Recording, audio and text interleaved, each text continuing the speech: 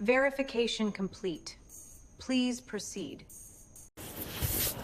Here's a moment in every collapsing union when the ruling class just stops pretending. Historians called one such man of one such empire Caligula, mad, cruel, and untouchable. But Caligula wasn't a Roman deviation. He was Rome, unfiltered. Absolute power, absolute immunity, and absolutely no consequences. Only spectacle. And here we are, thousands of years later, telling ourselves we're different. We tell ourselves that exposure matters.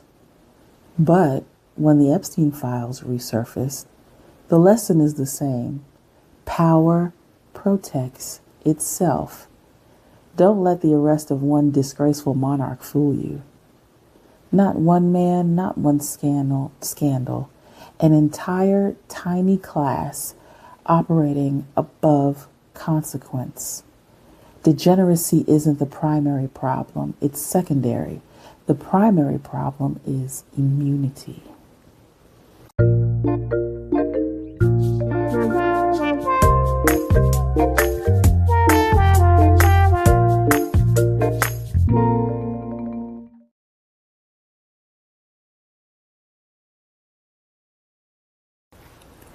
I know. Degeneracy. It sounds like a moral accusation, doesn't it? It's not. It's really not. I don't mean it that way. Historically, degeneracy is what happens when power loses friction. When laws stop applying and accountability becomes optional, that's degeneracy. It really just means when risk turns into entertainment. It starts with a little head while driving. Next thing you know, you end up in some dead man's files. This pattern is ancient. Think late Rome, French aristocracy, every insulated elite ever. The ruling class doesn't rot because it's immoral. It rots because it's untouchable. So when people ask, how could this happen? Right person, wrong question. The real question is, how could it not? I'm not saying, look how evil they are. All I'm saying is, look how well this has been working.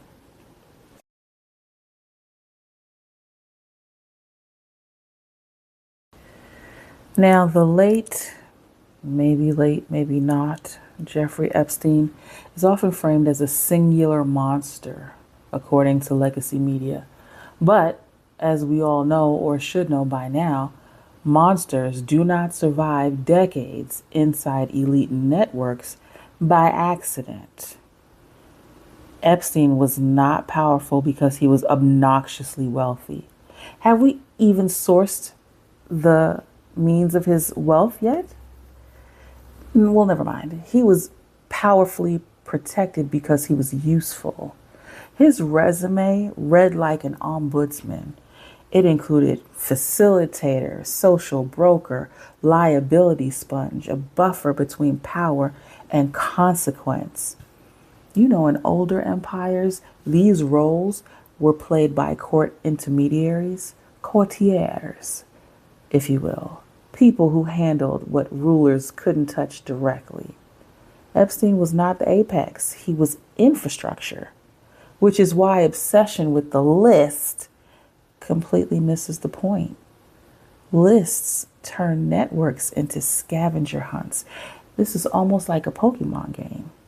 And systems survive that every single time.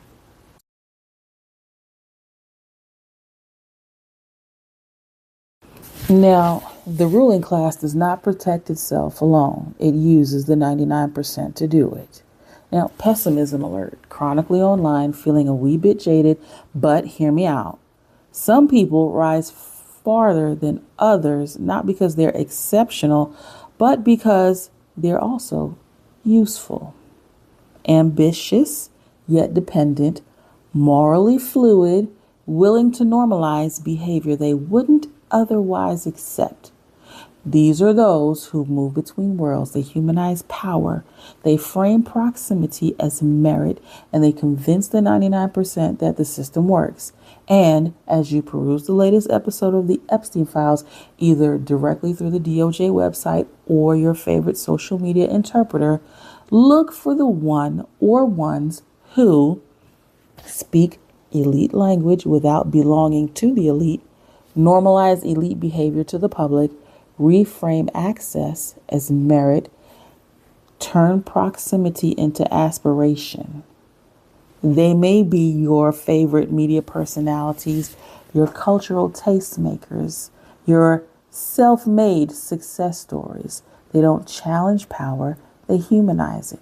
I want you to think about it. Think about your recruiters, your models, your assistants, your fixers, your social climbers.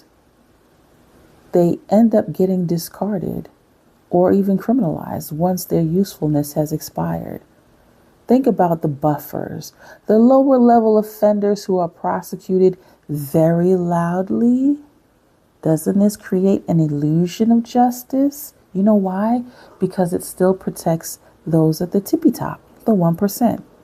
Now I want you to also think about the messengers. Think about your favorite influencers, your pseudo-journalists, your culture figures, those who shape narratives without actually touching the core, those who turn structural critique into gossip or tea.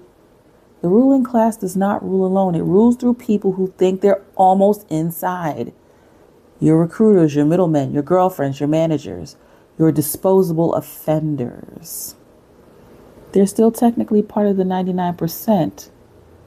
Their success, though, sells you the lie. See, the system works. Exposure doesn't threaten power when power controls enforcement. It just teaches the public how much they're allowed to know.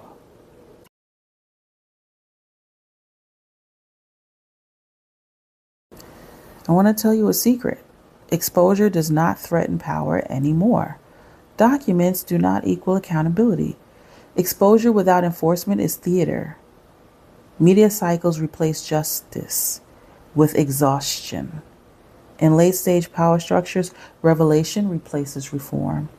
So when the Epstein files surface over and over and over again in both redacted and unredacted forms, notice what does not happen. No institutions are dismantled, no enforcement expands upward, and no structural changes are made. You know what does happen? The system performs the same moves every single time. First, you got fragmentation. Networks are reduced to names and anecdotes. List chatter actually helps the elite by narrowing focus. Fixation on a list turns a network into a bingo card. Second is time. Cases drag on and on and on. The files trickle, outrage expires. Justice delayed is not justice denied. It's just justice neutralized. Third, jurisdictional dead ends. Power hides across the borders, across agencies, and private-public gaps where no one is responsible. And finally, selective punishment, just enough to reassure the public that something happened. You know Watergate still matters, not because the crime was worse, but because the response was. Careers actually ended, power was fractured, and accountability did move upward.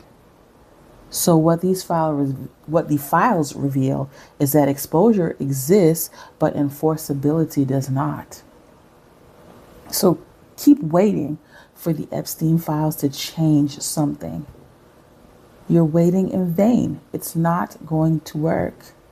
Nothing is meant to change. Degeneracy is not punished at the top. It is absorbed. Caligula did not destroy Rome. Rome survived him because the system protected itself. That is where we are now. Corruption exposed, immunity confirmed. We are allowed to know. We're not allowed to act. And when knowledge replaces accountability, degeneracy stops being scandal. It becomes policy. So the question isn't how bad this is. The question is, what would accountability even look like in a system designed to survive the truth? What would you want to see? The arrest of someone who? What does accountability even look like anymore?